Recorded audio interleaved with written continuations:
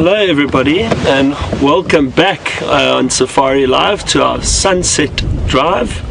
It's a beautiful day. We've just worked out it's 20 degrees Celsius, which is about 67 degrees Fahrenheit, so a lovely warm winter's day for us here. And we are currently on our way to a waterhole. Because it's so warm, often you may find some animals coming down to drink during the day, so we're taking out a chance and heading down there, see if we can find anything. Those of you who were with us this morning, and after we found that leopard, we did try and look around that area, but we had no luck. So my colleague Scott is actually tracking through the drainage line. He's busy walking there. He's a lot braver than I am, but he's going to be looking around, seeing if he gets any tracks, and if he does come up with anything, he'll let us know. And for those first-time viewers, welcome. Great to have you with us.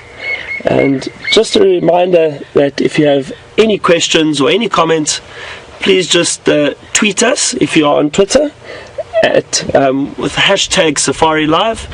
Otherwise, email us with questions at WildEarthTV. And thank you to everyone who commented this morning via Twitter and through the emails that we received. It was really great to hear all your feedback, and for everyone welcoming me. And let's hope our luck continues from this morning. So we're going to drive on a little bit and see what we can find.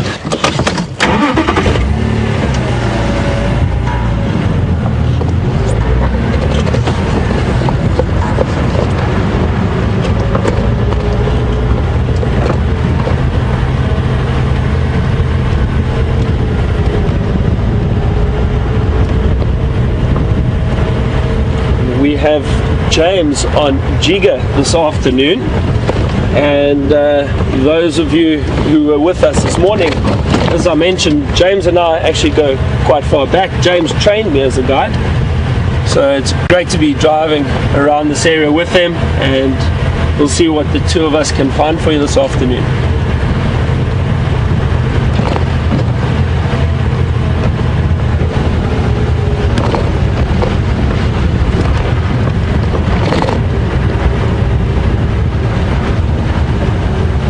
Oh, we've got some buffalo at this waterhole, just as I suspected. Some animals did come down for the day. I'm going to try reposition us so I'm not looking directly into the sun.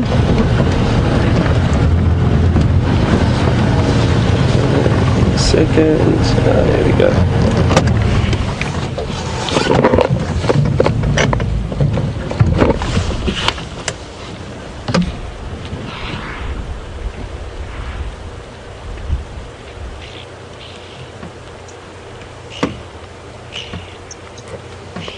Two big old buffalo bulls, occasionally known as Dugger boys.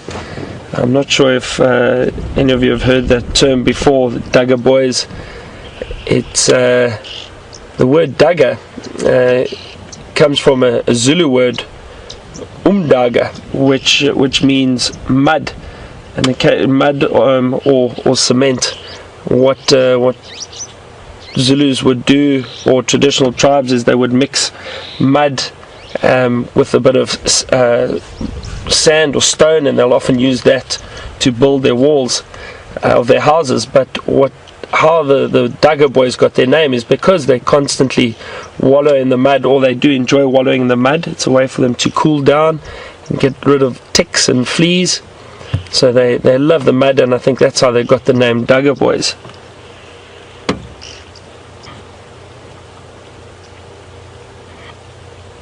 Notice that really on both of these buffalo, really big thick horn structure, especially in the middle of the head, and that's known as the boss. And the boss is used for protection. One, if any predators do try and attack them, they'll use their horns to protect themselves. But also with males, it's a lot thicker, because when they do fight for dominance, when they're looking to mate with females, they'll often use those horns and that thick boss to fight each other off and try and win the females over.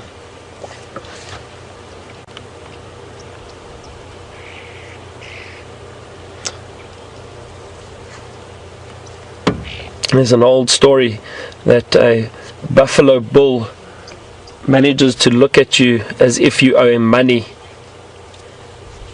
which I think is quite funny. But look at that stare that he's got.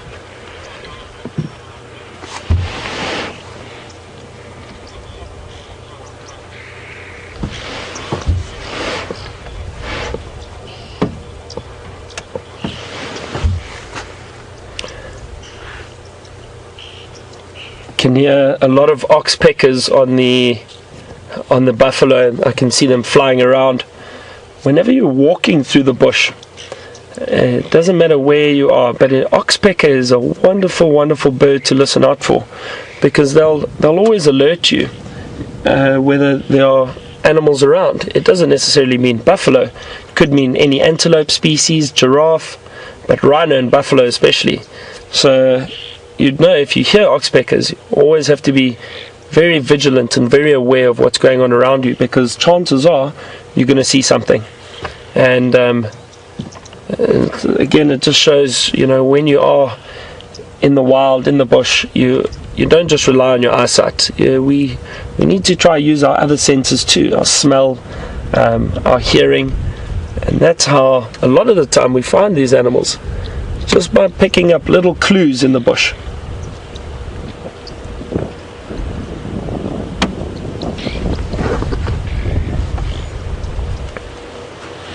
I saw there were quite a few comments this morning and questions regarding myself and where I came from and how I landed up here. Well, as I mentioned a bit earlier, I've been in this industry for about 10 years, and then guided in the Sabi Sands at a lodge for about 6 years, just south of Djuma, and that's where I met James. and after that, I have since moved on to other ventures, traveling through southern Africa, guiding throughout Botswana, Zambia, Zimbabwe, and most parts of South Africa, traveling with guests as a private guide. It's wonderful to show guests what Africa has to offer, and it's really fantastic that I'm able to see different areas. But when I heard of Safari Live, it was obviously something which caught my eye, and I think it's such a wonderful, wonderful concept to be able to experience these safaris and these animals, and show everyone around the world what we have. It's really very, very special.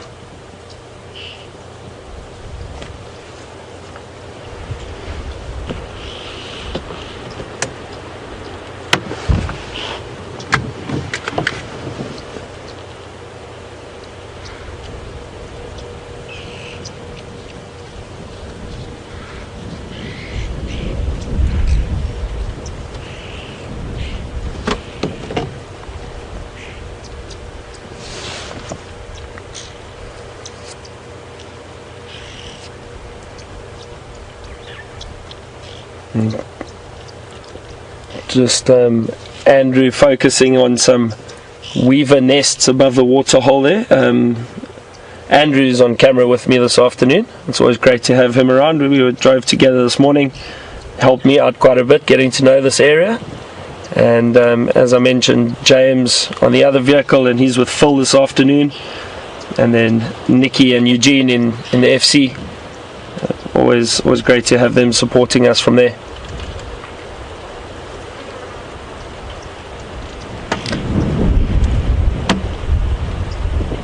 Those nests that are above the waterhole, which Andrew focused on, those are the village weavers, and they're incredible builders. The reason I know they're village weavers' nests, most of the weaver nests are quite similar, but the thing is that each weaver has a certain way of building a nest. They might have slightly longer tunnels as entrances, but also what the village weavers do is they always build their nests above water like this. So you'll get a community living or nesting in the same tree and always above water. So it's quite interesting to see them all around here. I don't see any weavers around at the moment, perhaps are off looking for food. Maybe later this afternoon they'll return, if there are any in the nest at the moment.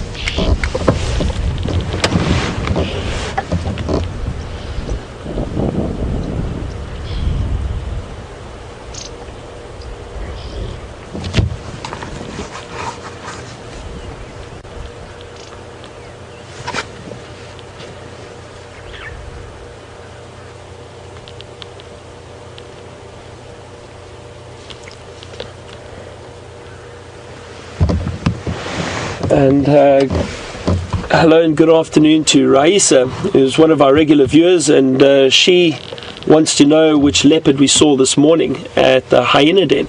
Raisa, we think it's possibly Tanguna, which is the male leopard, the dominant male leopard from Arethusa, who's been pushing in slightly, trying to take Mvula's territory in this Djuma area.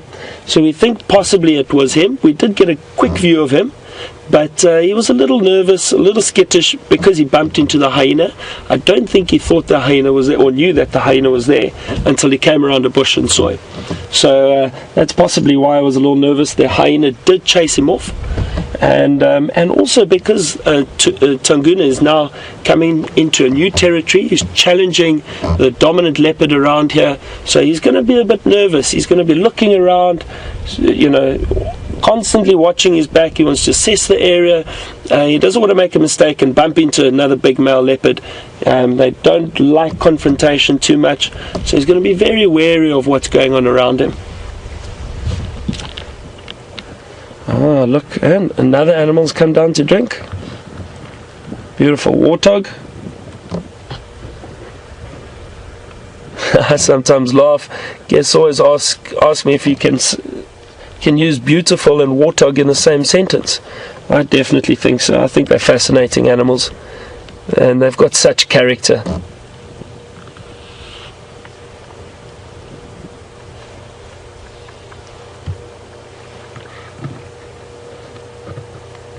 Really great.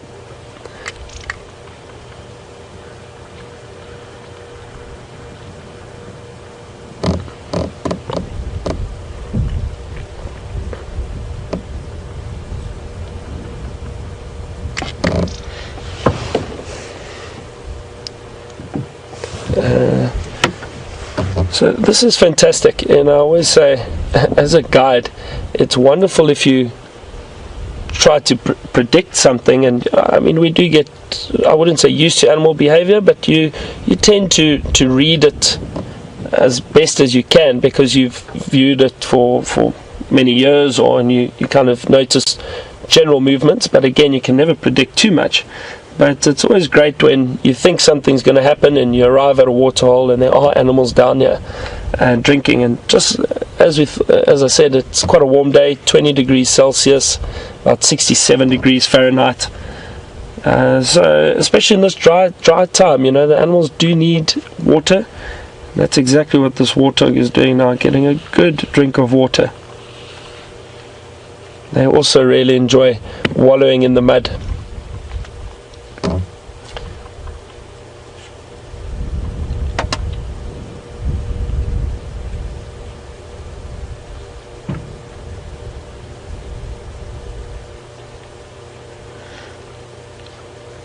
I'm sure some of you are interested to see what James is up to, and knowing James, I'm sure he's got something interesting to show you. So that warthog's just moving off now. I think we're going to leave these buffalo. They've settled down again. Why don't you go through, see what James is up to, and we'll see you a little later, hopefully with something interesting.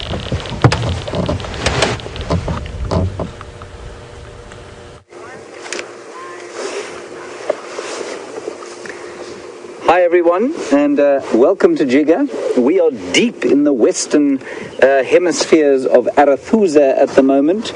I hope you've had a good day on safari with our colleagues. My old friend Byron, I believe, has been doing a sterling job, and he was effusive in his praise of the warmth with which he was greeted by all of you, so thank you for that. As you know, I trained him in his initial stages, so any bad habits he may have picked up were subsequent to any training that I gave him, of course. Haha. We are here trying to find some lions. The tracks were found in this area this morning, but they seem, I don't think that it's the same lions that Scott was following this morning, and so we've sort of picked up where Scott left off, and we're going to see if we can find them. Up in the tree there, you saw some white-backed vultures, the most common vulture in this area, and they seem to be on a nest. I think they breed pretty much all year round, so I can't see any chicks in that one, so perhaps the hen is sitting on the eggs, and they will be born shortly. Often people think when you see a vulture like that there must be some sort of dead animal or carcass or rotting piece of flesh in the bush nearby, but often this isn't the case. I mean, obviously in this case they're in a nest, and often in the middle of the morning what happens is, as the heat starts, it happened at about 10 o'clock today that I noticed it, then the vultures will start to fly because the thermals start to rise off the earth, and it's very difficult for them to fly without the thermals, because they have very heavy bodies. They're designed to glide on the rising air currents. They're not designed to flap around like a crowned eagle, for example, which is about the same size, but is designed to flit through the branches and chasing monkeys and that sort of thing. So vultures on a day like today, it's very cold, by the way. I'm not sure if Byron told you. I'm going to guess at roughly 18 to 20 degrees centigrade with a very chilly wind blowing. And so on days like today, you'll find that vultures do spend a lot of time sitting in the trees and not doing a great deal of flying. They can go many days, obviously, without eating. So we're going to head along this drainage line, see what form of a lion we can find, and perhaps we'll see some other interesting things. Well, I'm sure we will. Well, I'll find them interesting, and I'm going to try and infuse you with them too. Remember, we love to hear from you. Any questions or comments you have, hashtag Safari Live, or questions at WildEarthTV if you're on email. Unfortunately, the South African Postal Service is still on strike, so should you wish to send us a letter by snail mail, it will arrive in the year 2019, I would estimate.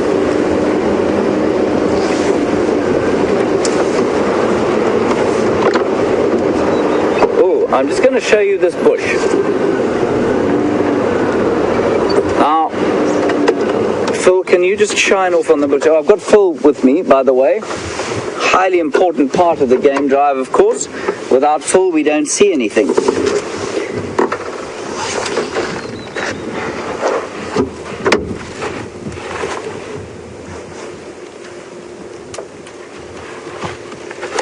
So over here, I'm sure you've heard many of the presenters talking about the potato bush, or Phyllanthus reticulatus. There is nothing to do with potatoes about this bush, except that it smells like potatoes come the evening. Right now, it smells like nothing. But as soon as the sun goes down, it starts to smell like potatoes. And so you drive through here, and it smells a little bit like a McDonald's drive-through, which is a little disconcerting when you're in the wilderness. But it's pollinated by a nocturnal moth that is obviously attracted by that smell. Perhaps the pheromones of the moth smell a little bit like a McDonald's chip factory. But very seldom seen. It's a very scraggly little bush, and often people can't find it. But that's what this is. Phyllanthus reticulatus, the potato bush. Plug myself in, and on we go.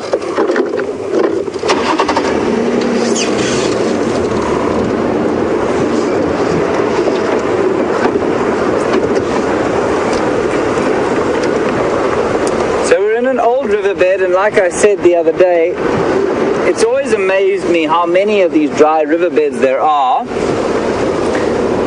and it's always made me think that this place must have at one stage been a lot wetter than it is. And indeed it used to, in prehistory, it used to be an inland sea. And I think that's half the reason that the soils here are so sort of nutrient deficient. Very poor area for agriculture, and in fact that's why it was given over to wildlife eventually.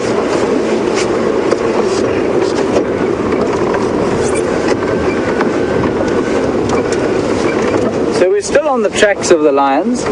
I'm not sure, I know Scott didn't find them today because they'd crossed north. We're hoping that they came south again.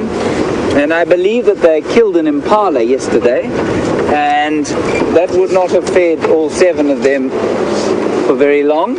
I'm particularly worried about the yearling, or the year-old sub-adult, because he or she was looking pretty ropey the other day, and I doubt from an impala she would have got anything.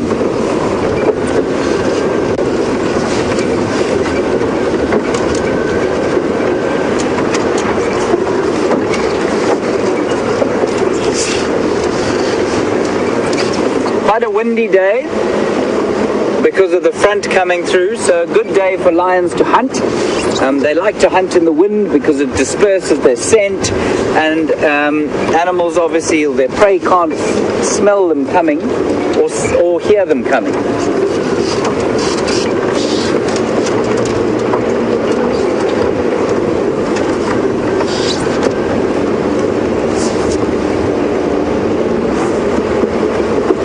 We got some impala there.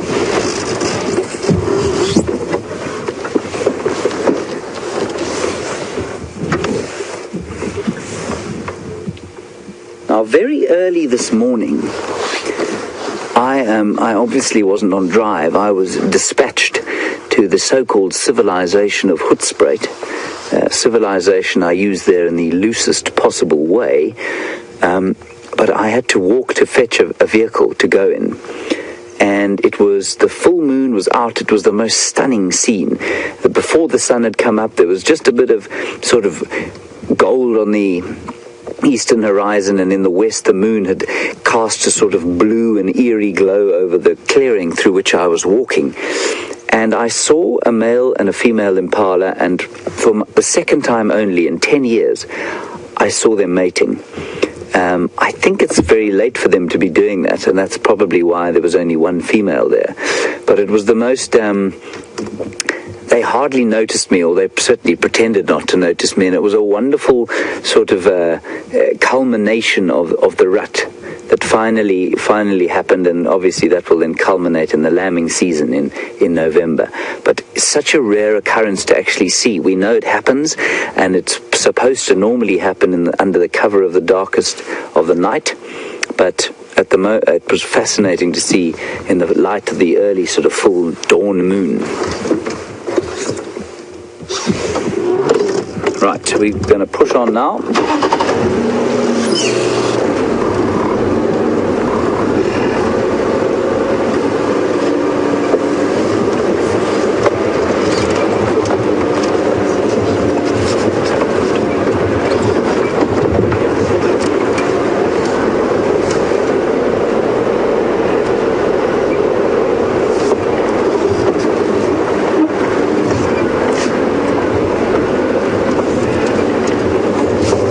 Sort of an odd temperature. When you're out of the wind, it's fairly warm, and my great jacket is causing me to perspire slightly. But when the wind, there's a nice kudu actually. You can get a picture of him there. It's a little herd of kudu. We'll try and get a little closer. They do normally run away from us. Beautiful cow. They love these drainage line areas because they're pretty thick, and they can hide away from anything that might be coming to get them. Like I said the other day, the Nkahuma Pride is this is a good size animal for them to be hunting.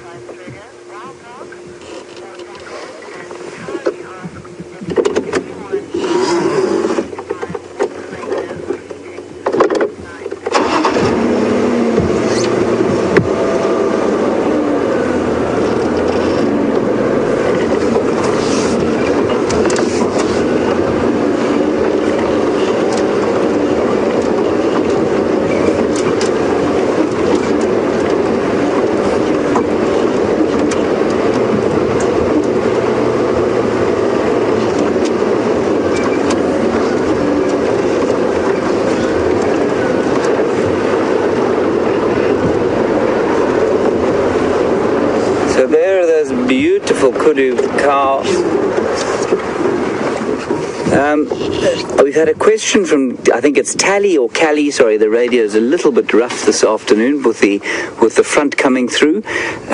You wanted to know what it was that the hyena were eating around Arathusa last night. I will find out from the rangers when they come online. They're still having their afternoon tea with their guests at Arathusa Lodge, and as soon as they have finished quaffing their coffee and satiating their hunger on a delicious sponge cake, I will find out from them exactly what happened.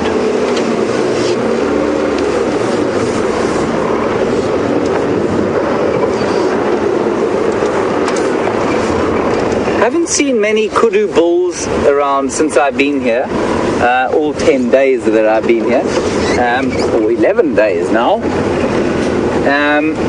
And it's one of the most interesting things. Apparently, there's the rest of the herd, but they're all cows. That's quite nice.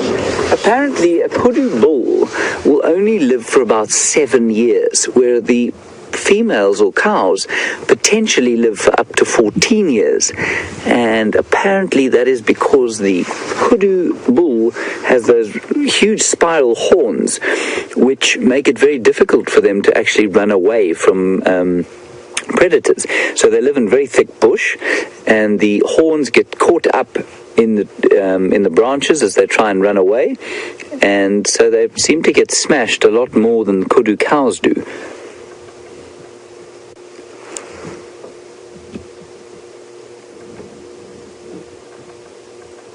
I'm just going to see if you can hear it. There's a woodpecker feeding off to my left.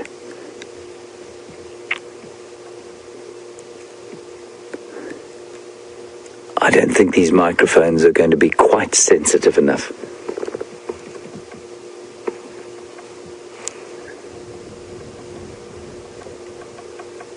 Can you hear that?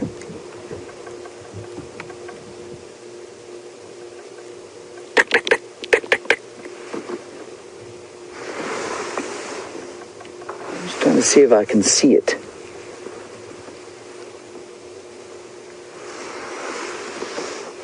So that'll be probably a cardinal woodpecker from the sound, and they'll be just knocking about, seeing what insects they can drill out of the wood.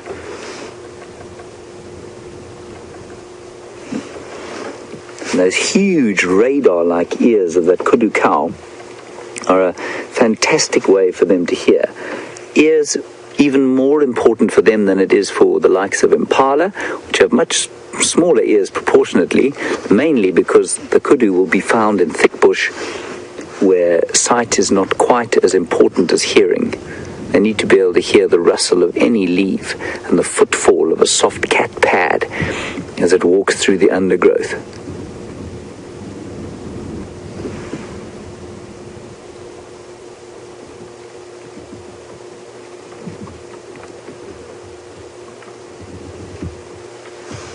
Possibly Africa's most beautiful antelope. I'd love to hear what your favorite antelope or herbivore is. If you could send through your answers to hashtag Safari Live or questions at WildEarthTV. Let's get a little poll going for the most attractive antelope on the African continent. My vote's going for kudu this afternoon. Phil, what's your favorite? Waterbuck. Phil's going for waterbuck. So one waterbuck, one kudu.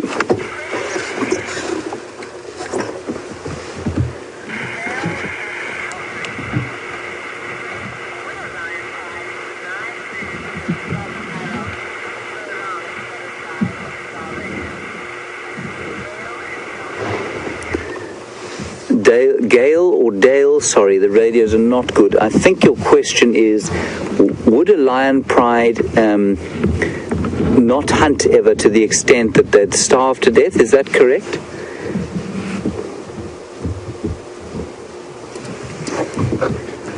If so, the answer is...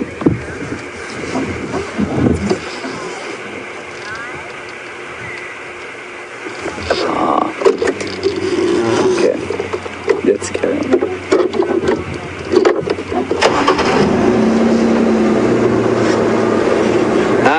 I've got your question now. You want to know, probably as a result of my asking about the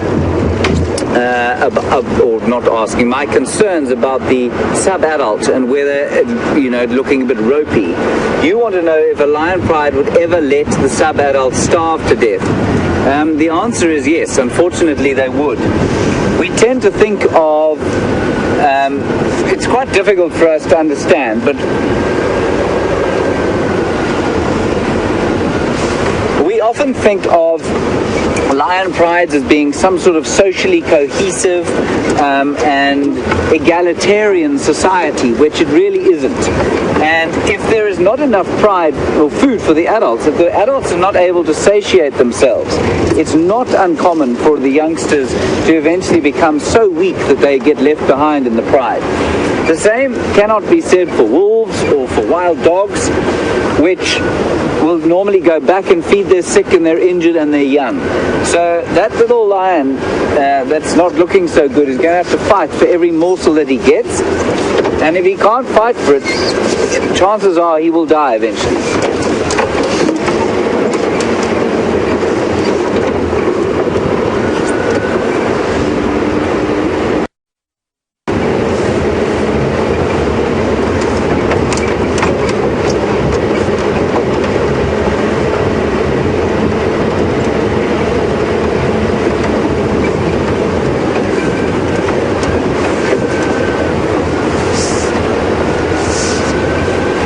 Hi Nigel, thank you for your question. It's a good one. You want to know, do kudu horns ever stop growing? The answer is probably not. I am not entirely sure, but I do know that a kudu, for example, with 4 spirals in its horns is about 8 years old, so I mean it's gone beyond its sort of average age, and I think they keep growing until the kudu dies. Yeah, good question. So you can quite easily age a kudu from the number of spirals there are on its horn.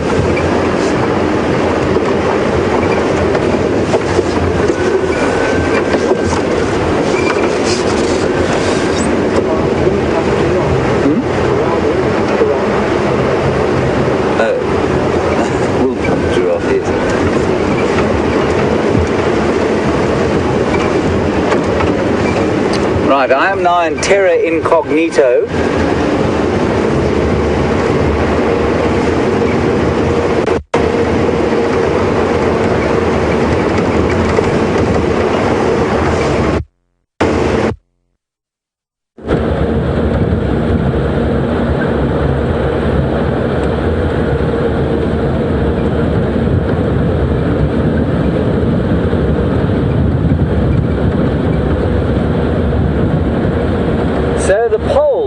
The great antelope poll of June 2015 has got only three animals on it so far: the nyala, the kudu and the waterbuck, and the kudu so far is winning. Sorry about that, Phil.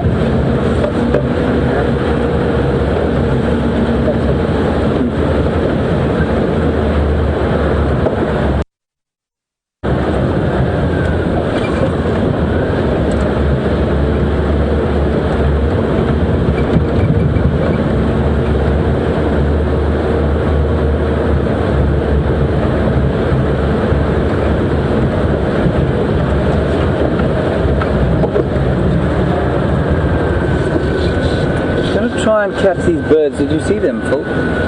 2 chin spot batises. Just see if we can get them. I think it'll be very difficult to find them. They're in this knobthorn tree just above us here. Go forward a little bit.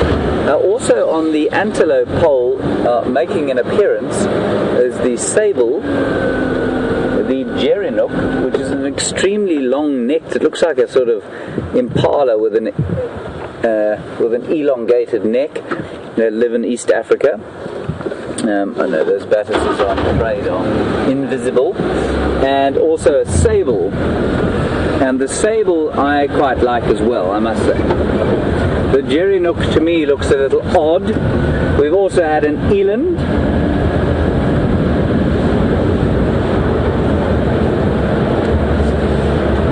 and quite an impressive animal. I'm not sure it's the most elegant I've ever seen.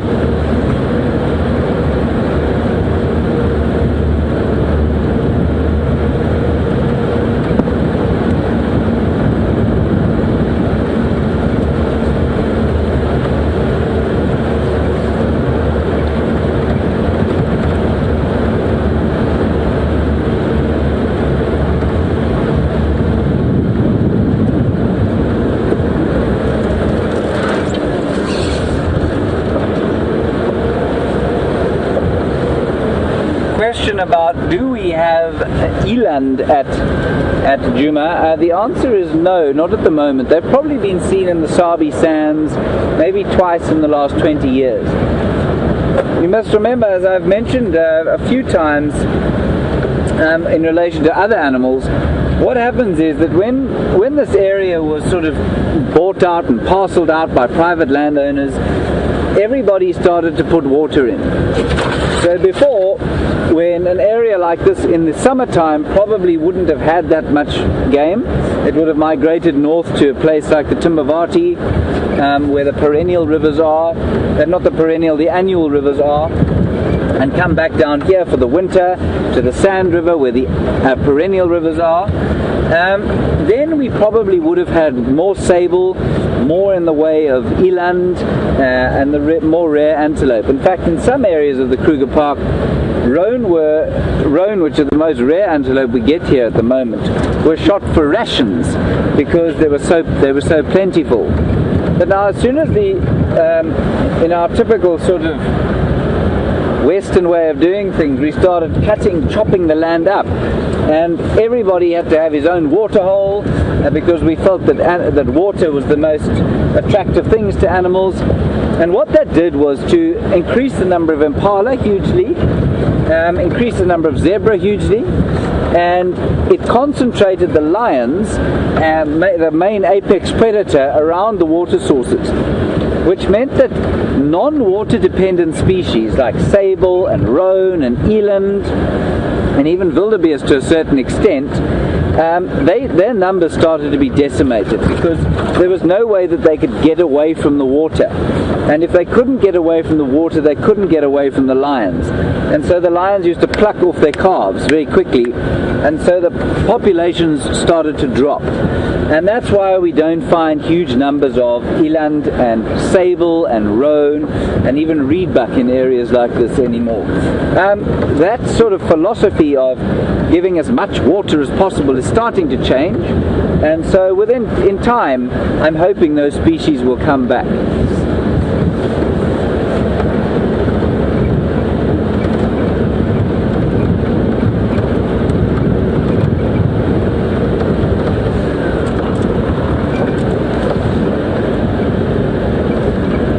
Now, third on the list of fancy or favorite antelope is Nyala, and that is what my old friend Byron has found. So we're going to cross over to him, and those of you who've picked kudu and waterbuck or jerry nook can decide if you want to stick with your choice or not. We'll see you just now.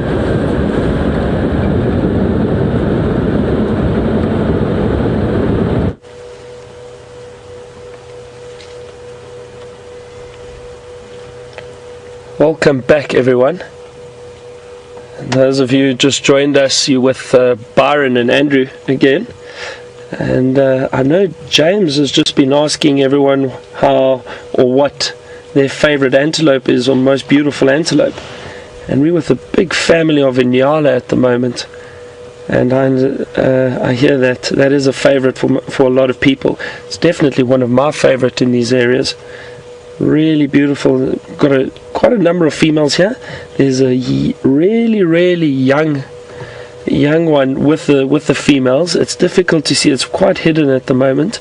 And then there's a big dominant male with them at the back. They've just moved into the thicket a little bit, but let's just see. We may get another glimpse of them. Is this a female with horns? Oh, look at that. That's quite interesting. There's a young male. Now, this morning, and I'll just recap, but this morning we discussed the difference between the male and the females and the coloration and how different the two are. They almost look like they're different species. But the coloration of the females is that reddish brown with those very prominent white stripes, and the male, who hopefully we'll get a view of a little bit later, he's a very dark grey, but also got very prominent white stripes down the body, and quite hairy. He's got a thick coat and really large horns, which the females do not have. That little one that we saw now was a young male. When the males are young, they are the same color as the females.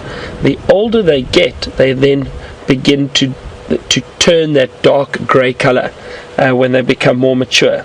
So occasionally you may look quickly and think it's just a female, but if you see those little tips of the horns which we saw on that one that just walked through, you'll definitely know it's a male. Only the males have horns. So it's interesting how they go from that reddish brown color, they change all the way to that dark grey, which you can see. And look at that beautiful mane on his back, all the way down his back, a very, very prominent white mane. Really beautiful antelope. I'm going to just go forward a little bit. I think there might be a gap. Maybe we get to see them all come out into the open.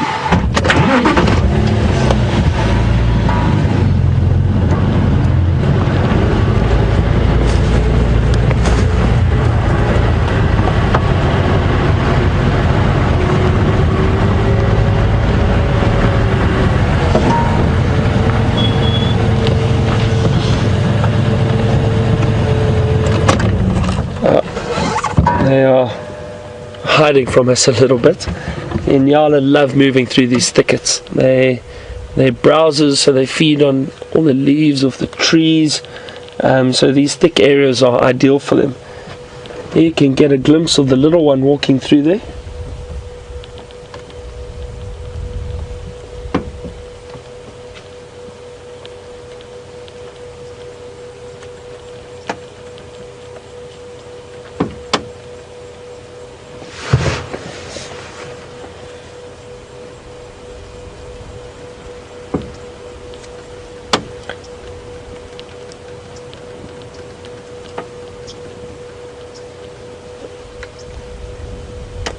Just a little bit of trivia for everyone.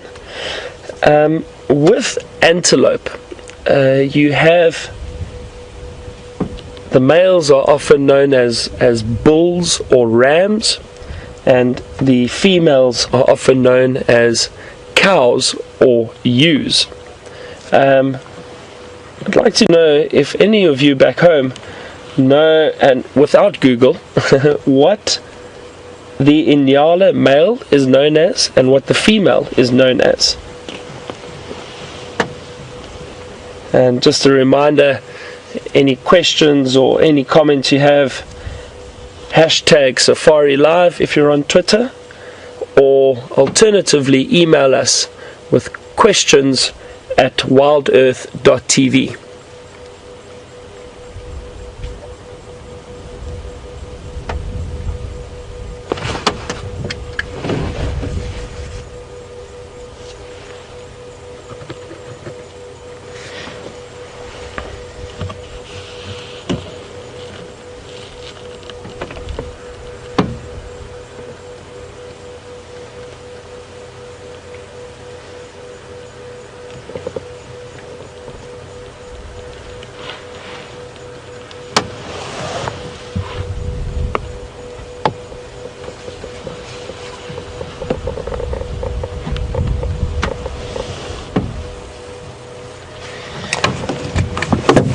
Good afternoon to Roy, who just sent through a question. Roy and Julia actually have a similar question, or the same question. They would like to know, this morning when we were sitting at a waterhole, we were watching some Inyala too, but we found a few birds feeding around, coming down to drink at the waterhole. And Roy and Julia would like to know about a specific bird we saw. It had a red head, black collar, and quite a thick beak. If it's the one I'm thinking of, which we pointed out, it's called a black-collared barbet. Roy, so have a look in your books and see if you can find it. black collared barbet, a beautiful red face, but a very prominent black stripe or bar around the throat and the neck, and also a bit of there's a bit of white in there too, but that thick beak, which will give it away. Very beautiful bird, and it's one of the birds which has got a very interesting call. I mentioned it a little bit this morning, that when they call, it's always a duet. They're always in pairs when they're calling. It sounds like one bird calling, but it happens so quickly, and it's a communication between the two birds, male and female, and they call together, and it sounds like one call, but always a duet.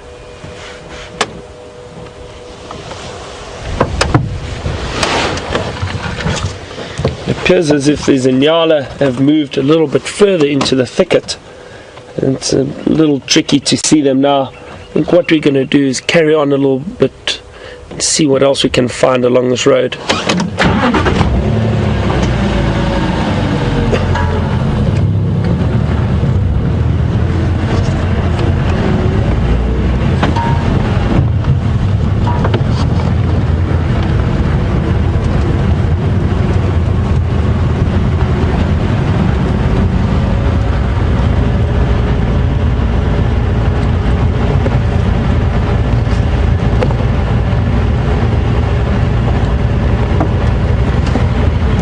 So I think we're getting quite a big response about my question with the cows and the bulls, or the rams and the ewes.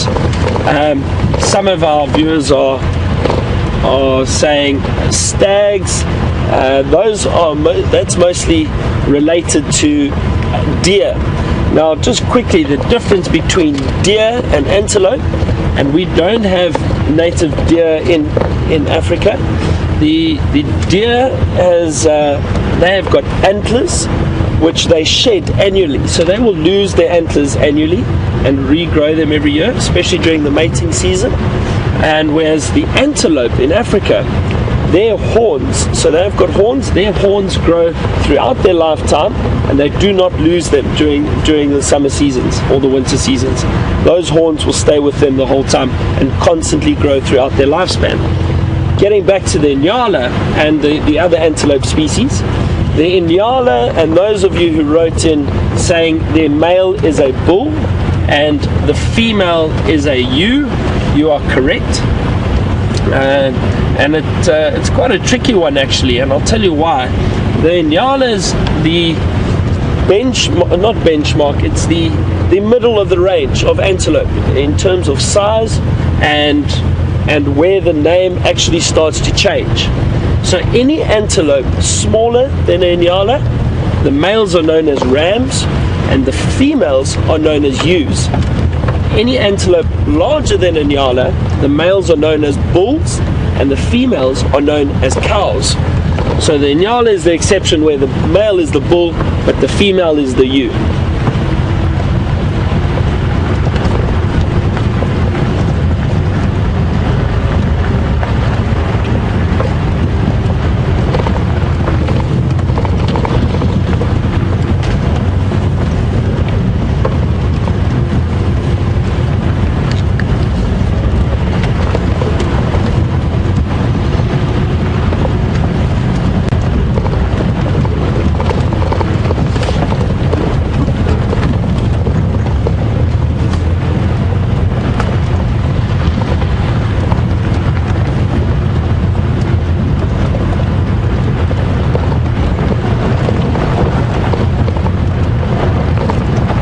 Again, those of you who've just joined us or missed this morning drives, you are with Byron and Andrew this afternoon. I'm up there for a day or two, taking a few drives, and hopefully I'll be joining you for quite some time in the future. It's really an amazing experience being back in the Sabi Sands. I haven't been here, or the last time I was here was about January.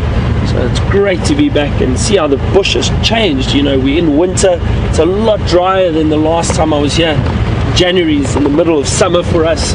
It's very lush and green. There's quite a high rainfall here. Really, really beautiful. But the winter is also very special.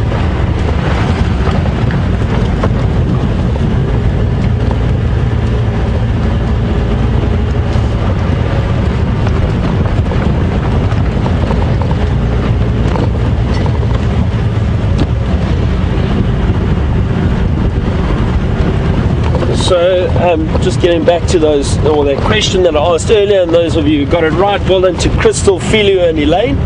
And Crystal even went as far as giving us the exact explanation which I gave to you. So well done. You obviously pay a lot of attention in your safaris.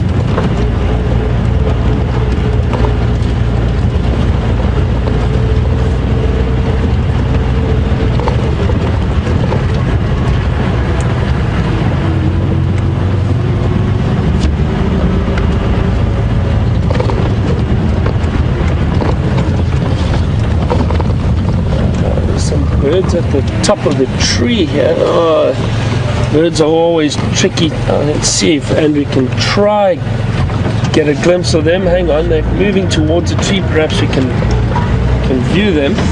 It's just an interesting bird that I would like to show you. Flying off away from us. It was a green wood hoopoe, and let me just see.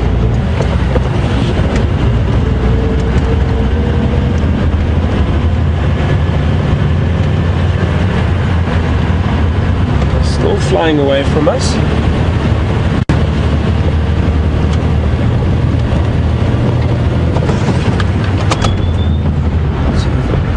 Let's have a look here quickly.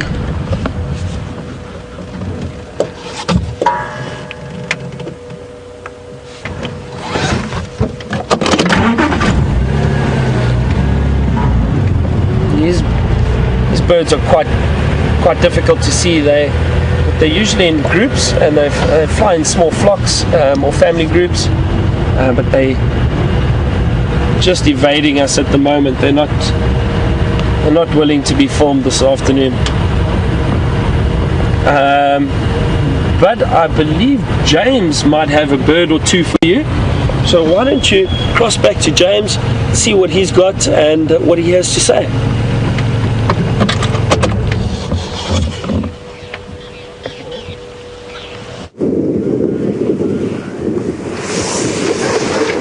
Welcome back everyone to Djuma. Here we find ourselves at the northern end of the Arathusa airstrip, and we're looking at a lilac-breasted roller, one of the most fantastic looking beautiful birds that we get here in this area, and he's one of 4 types that are potentially found in the Kruger National Park.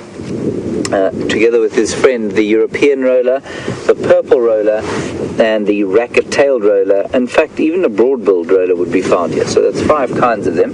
But this is the most common and possibly the most beautiful one. He's an insect eater who will sit on a perch like that and dive down and catch grasshoppers largely. And they have, for such a beautiful bird, they have the most unattractive call. It's a kind of harsh quack, quack, quack, quack, quack, quack. See, he's looking at me as I make it. It's almost as unattractive as the sound I've just made for you now. But like a sort of angry crow. So he's waiting to see what he can find in the grass below, and he'll leap down, murder it, eat it, and then fly back up to his little perch. He's called a roller, of course, because of the display flight that he makes during the breeding or mating season. Right, I'm afraid we've given up on those lions for now, because they seem to have they may have crossed back onto Djuma. So we're going to head back that way and see what we can find by way of lion there. Here on Arathusa, there's been a lot of antelope, but not much else in the way of big and hairies.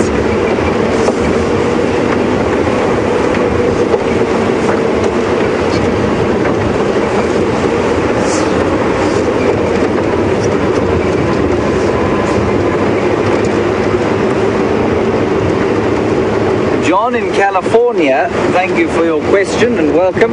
You want to know if there have been any sightings of the Matimba males this afternoon or any other time or any other coalitions. Not that I'm aware of. I don't think they were seen this morning. We had a great sighting of one of them the other day. I've yet to see the one that the Twitterverse or emailverse has dubbed Ginger. So I haven't seen him, but his big black maned brother I did see the other day, and that was just a spectacular sight. I know that there are a few coalitions in and out of the area at the moment, and so their reign is possibly under threat, but they're really big lions, so, and sort of in their prime, so it's going to be tough to unseat them.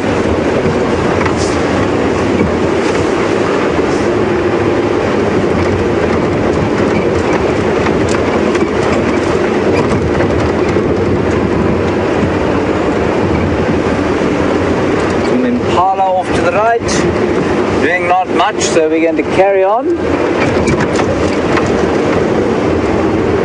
Oh, that's quite a nice one, Phil. To the long-tail shrike.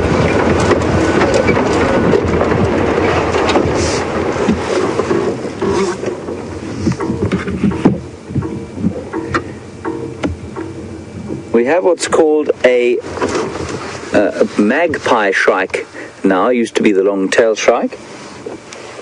It's a sort of communal nesting bird, so I don't know where his friends are. Perhaps he has irritated them to the extent that he's been excommunicated, but there he is on his own. He's a rather beautiful bird, especially against the backdrop of that deep blue winter sky that this front has brought in. It's unusually blue. It's probably pretty chilly up there. One hesitates to use the term azure, but that's what we have out here at the moment. It's a beautiful little bird, and I think he's probably just happily enjoying the last of the day's sun before he finds the rest of his flock and huddles up for the night on some branch deep. Ooh, he's hunting exactly in the same way as the roller did, but he's not coming back. That's the magpie shrike. I think they're called magpies because of their color, being pied, black and white, as opposed to because they behave like the magpies of northern climes. I don't think they're thieves like the magpies.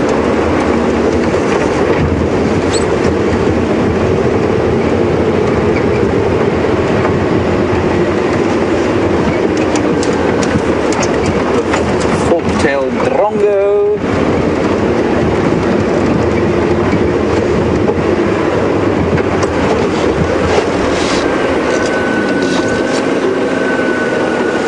Fricky on Twitter. Sorry, I just stopped at there's a lovely sighting of a southern black tit. It was right into the sun, so we won't get to see it. Fricky, thank you for your question. It's a good one. You want to know what is a gemsbok in English? To those of you in Europe or North America or Australia or Mongolia, Brazil, Chile, wherever you are, gemsbok is an Afrikaans word. It's one of South Africa's 11 official languages. And a gemsbok in English is an oryx. That's O-R-Y-X, an oryx.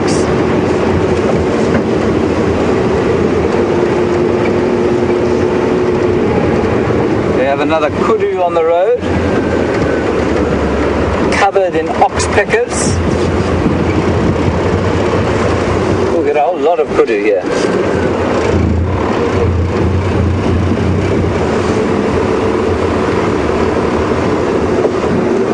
You see that there, folks? That's fine. Pamela on Twitter, thank you for your question. I'm just going to whisper to you at the moment because I don't want to frighten these kudu off in the Sabi sands. They are more a desert adapted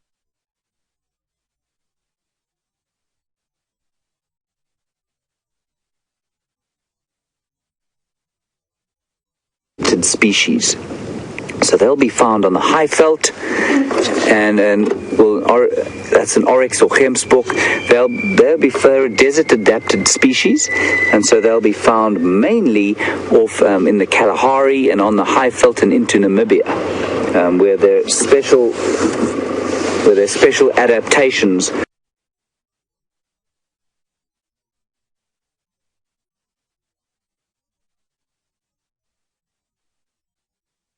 I've seen them in one is the only one that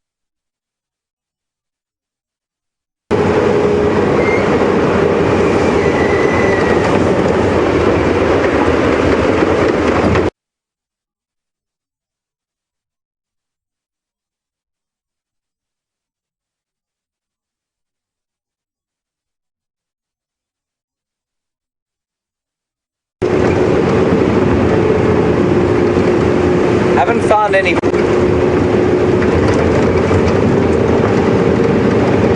There's a water hole not too far from here that I'm going to check, and then we're going to head up north.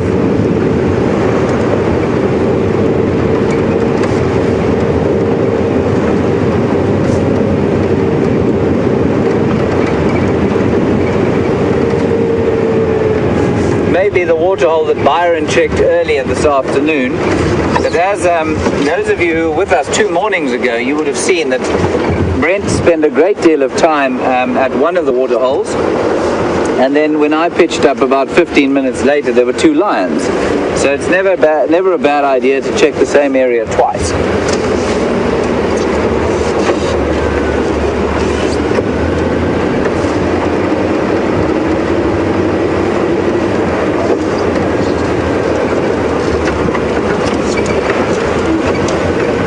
Not actually going to go past the water hole. We're just going to we're going to bypass it. We're not going to go through it.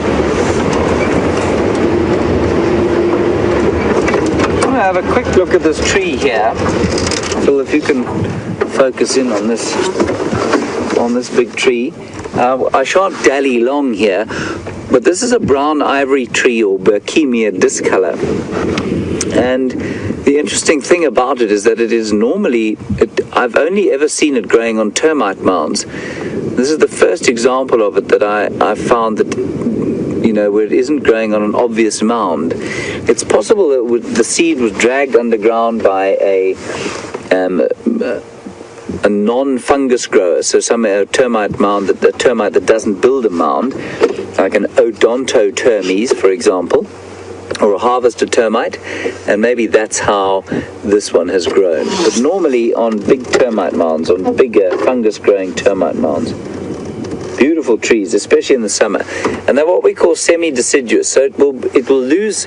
You can see some of the trees losing its leaves, but some of it has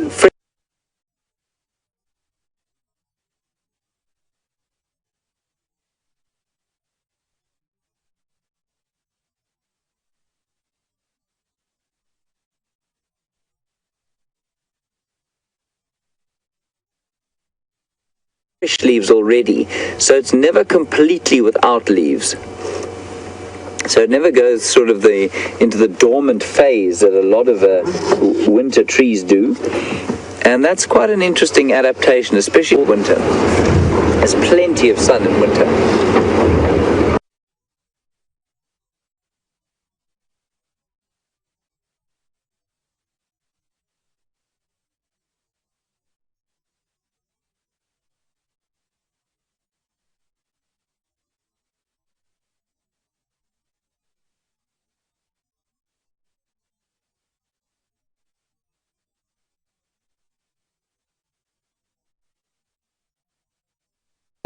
So it's never completely without leaves.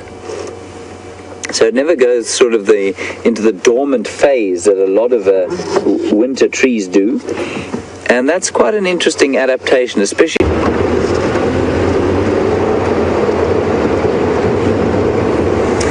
That might be my second favorite tree.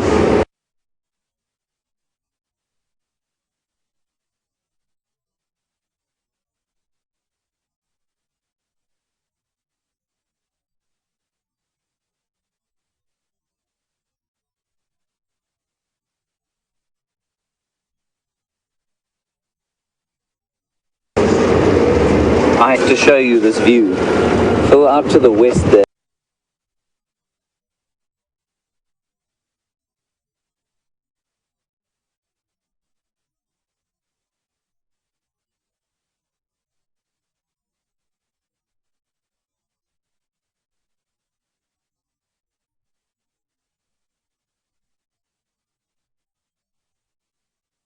But it's because it impresses me so much.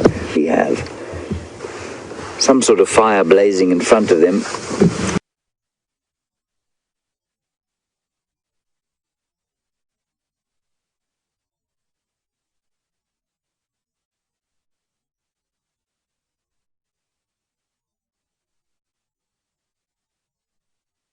Trying to stay warm and starting the evening fires for cooking.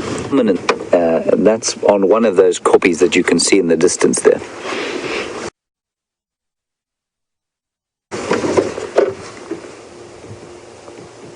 It's a stunning shot of the mountains there. For those of you who are new, welcome. We're very happy to have you along. I tend to wax quite lyrical about the mountains. They make me feel rather happy. One can never be too happy, can one?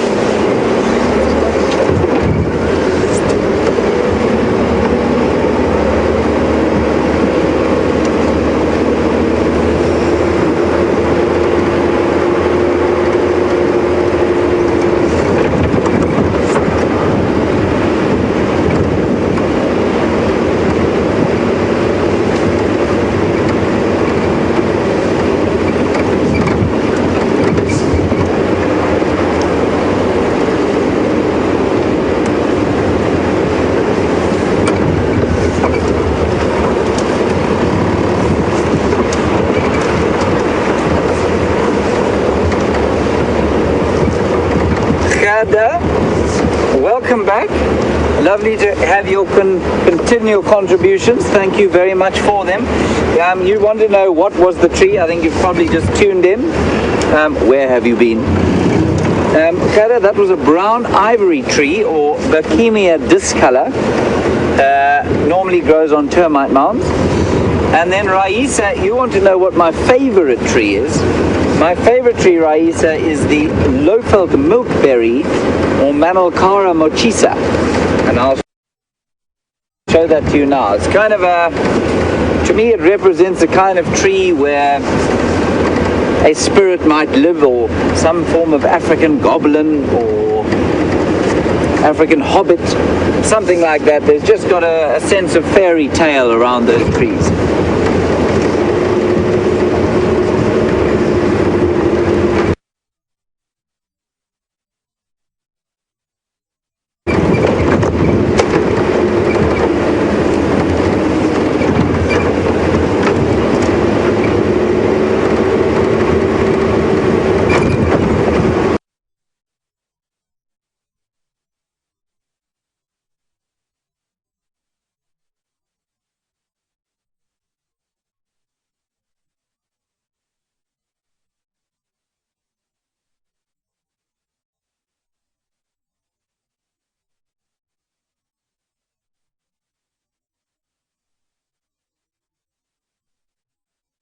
It's a kind of tree where a spirit might live, or some form of African goblin or African hobbit, something like that. There's just got a sense of fairy tale around those trees.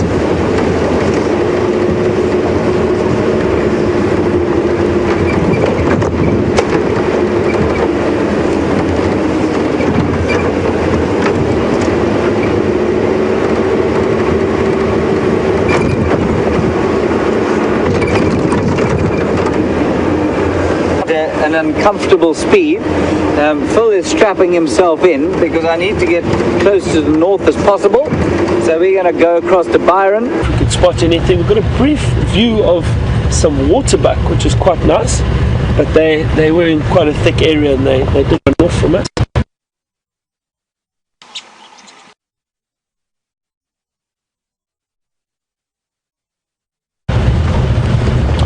Sorry about that, everyone. I think we'd lost you there for a second.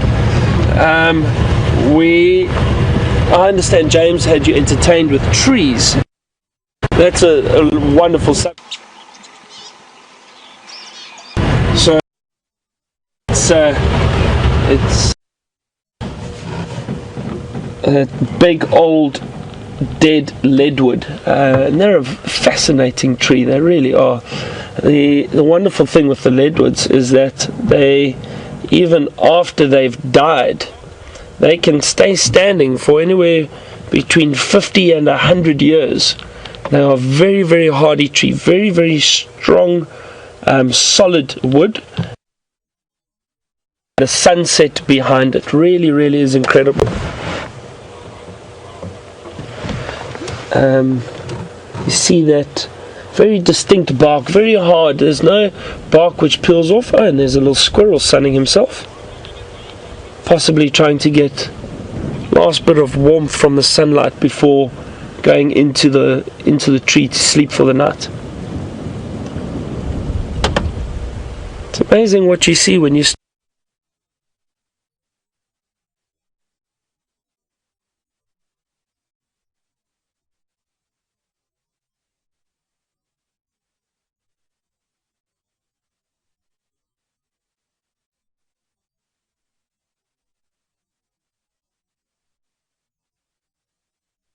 and we're not very far. Again, it's been quite a warm afternoon, and I'm hoping that when we get to the waterhole we could have some action, perhaps some animals around there.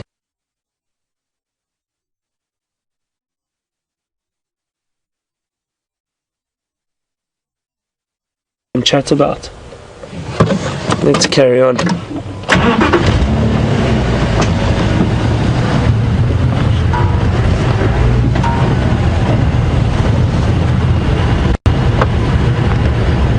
Just a reminder, if you have any questions, if you've just joined us and you'd like to find anything out or comment, if you're on Twitter, just hashtag Safari Live. Alternatively, if you'd like to email us, just do so at questions@wildearth.tv. Here we go, we're approaching the waterhole now. Just going to keep a lookout, see if there's anything happening here. Often it's a good idea to scan the trees leading up to a waterhole or around a waterhole, just in the shade. Perhaps there's a predator lying down, resting. Let me have a look. Oh, we've got a hippo.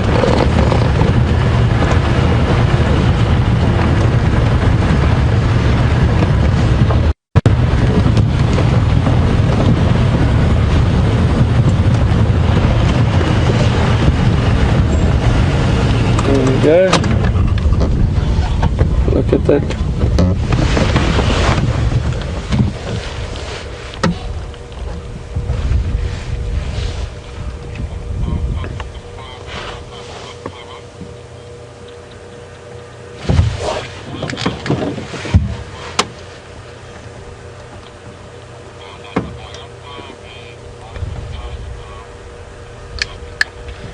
I know yesterday, I think I'm not sure if it was Brent or Scott who came through here, but there were in fact two hippo in this waterhole. I only see one at the moment. Hippo do have the ability to cover quite a large distance when they're moving around in the evenings. Generally, hippo behavior is to stay in the water during the day. They don't like to be out exposed in the sun very much, and then they'll wallow in the mud and lay around in the mud for quite some time, or the water hole, sorry, not the mud. Have a look. Oh, he's displaying for us. Wonderful. And he gave a little bit of a snort at the end. It's always wonderful to see these yawning hippo opening their mouths. They've got the ability to open their mouths almost to 160, 170 degrees, which is incredible, to open their mouths that wide. As I was saying, they're generally creatures of habit. They spend their day during the day in the water, and then in the evenings they'll walk out of the water holes and go off and feed. Now, hippo are grazers, so they feed on a lot of grass, mainly grass. They don't eat. They are strict herbivores. However, I have seen hippo occasionally feeding on meat. So any animal that's died in the waterhole, or a crocodile or something has killed and it's found its way in the waterhole, then they may go and feed on that. It's possibly purely because of a nutrient deficiency, that they need extra nutrients and they need a bit of the protein, but generally they are herbivores and they feed on grass. So they'll go off, feed in the evenings, and graze quite a large amount of vegetation and then return back to the waterholes again. In winter, however, because the mornings and the days are a lot cooler, they may spend some time out of the water basking in the sun just to warm up a little bit, and they'll return back to the water again.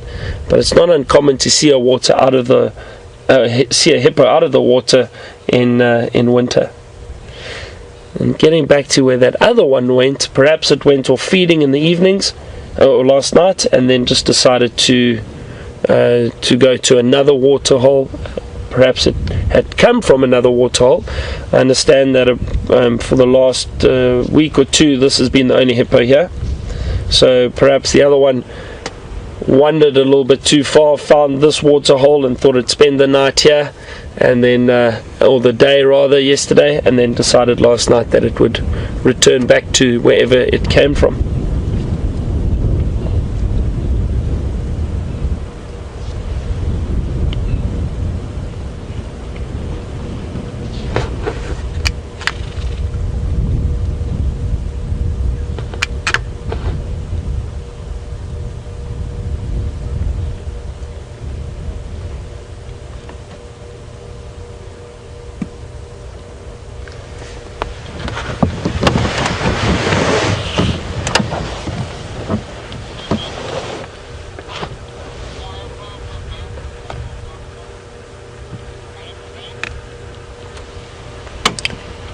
And good afternoon, Russell, all the way from Texas. And Russell had an interesting question, one that makes quite a bit of sense. Russell wanted to know why lions don't live close to waterholes. And that's quite an interesting question. You would think being close to a waterhole is very clever. They could just wait, hang around for any antelope to come down and drink, and possibly try and prey on them then. Now, Russell, one of the reasons is, lions have to cover quite a large territory to, firstly, to keep out other lions, so they constantly move around. They don't spend a lot of time in one specific spot. They've got to patrol their territory, keep any competition or other lions out of their territory. The other thing is, to hunt, they've got to go and look for food. Being at a waterhole, and we saw this morning actually, some inyala came to drink, we had zebra drinking. All those animals are very, very nervous when they come to a waterhole, and very careful. They are so alert of what's going on around them. So it wouldn't necessarily just be easy for them to come and hunt, or for the lions to hunt at a waterhole. And as you can see around the waterhole, if Andrew scans a little bit, you can just see it is quite open. So the lions would lose the element of surprise, for one thing. And lions are ambush predators. They really need to stalk up close to hunt any potential prey. So an area like this, even though animals do come down and drink, it's very open, and they could possibly spot the lions before the lions have an opportunity to sneak up close enough.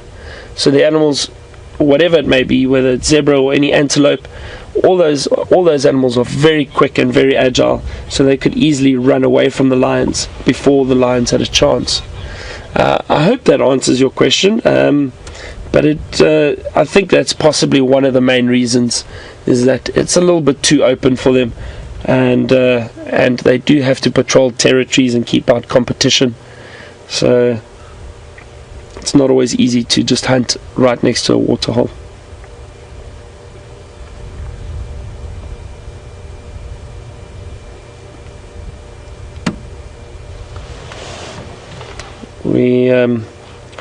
Andrew just scanned a little bit around the area for you there, and you saw this beautiful tree just in front of us.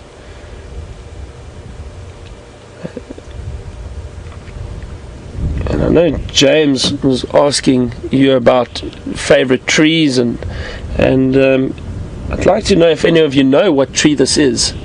It's got a very distinct stem.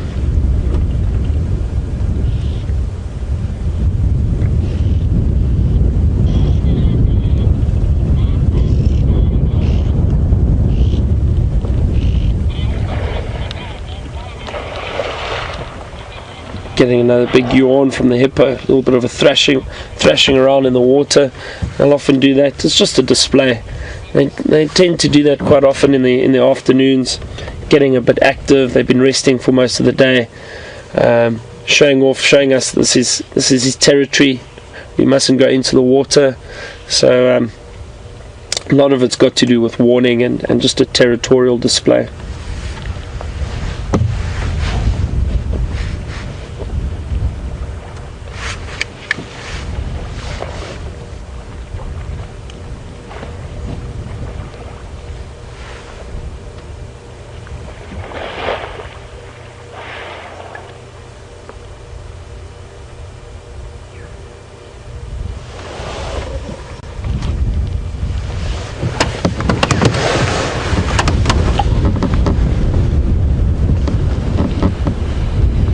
Good afternoon, Jim, all the way from Australia. Jim has an interesting question about the hornbills in this area, or this part of the game reserve which we are in. What species are found here, and if we have the silvery-cheeked hornbill. So Jim, in this area we have got the red-billed hornbill, the yellow-billed hornbill, the grey hornbill, and the ground hornbill. The ground hornbill is that really large one which often walk in families, in groups. They walk along the ground, foraging for food and trying to flush out any reptiles or insects that they might feed on. Those very big, thick bills or beaks and very red faces. They are very rare, and you don't see them very often in this area. The other species, the red-billed, the yellow-billed, and the grey hornbill are seen very, very often around here. We need a link. We need a link to James, quick. What I'd like to do is possibly just see what James is getting up to. I think he might be or have some interesting news for you. What we're going to do is quickly cross back. Just want to have a look if we can't find something else around this waterhole so long. So go and see what James is up to, and we'll...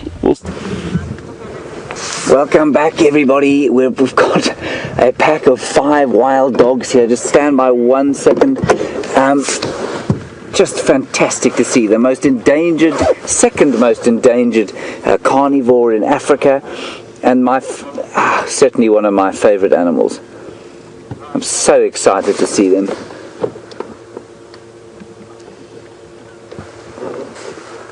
Having a drink, probably been on the move for the last little while, or just getting on the move now, and will be on the hunt looking for something. I probably tore Phil's various ligaments in Phil's body as I sped to get here at 150 miles an hour. It's just such a privilege to be here with them. And as I'm sure you know, if they start to hunt now, then there is going to be great excitement.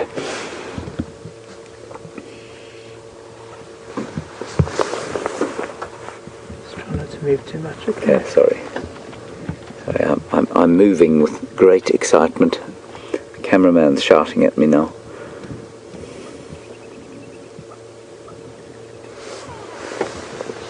So a beautiful pack of 5.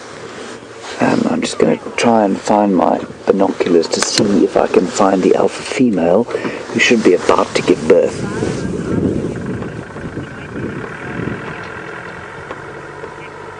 There she is.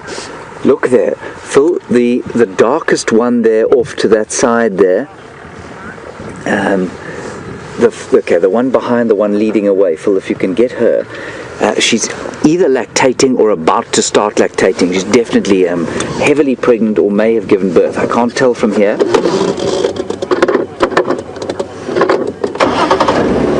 Right, we're going to move now.